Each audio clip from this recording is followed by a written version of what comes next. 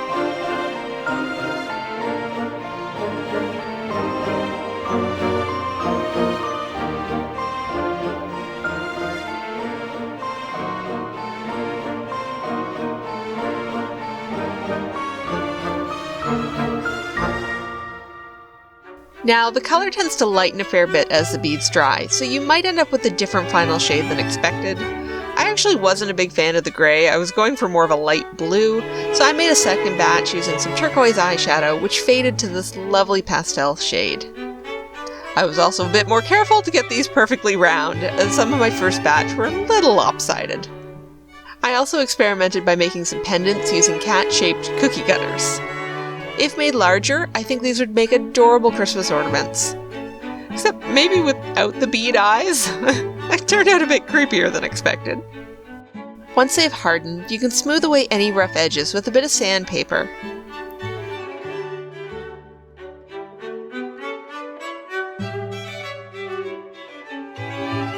The beads can then be used for jewelry. The original article suggested mixing them with pearl or crystal beads, so I made a chunky bracelet with some pearls from my stash.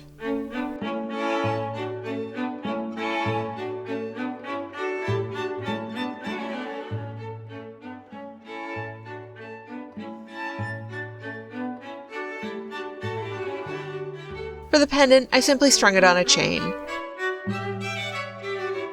I think they turned out rather sweet, and most importantly, they were fun to make. Well, as always, thank you for watching, and I will see you guys next time. Bye! This video is made possible through the generous support of my Patreon members. Thank you.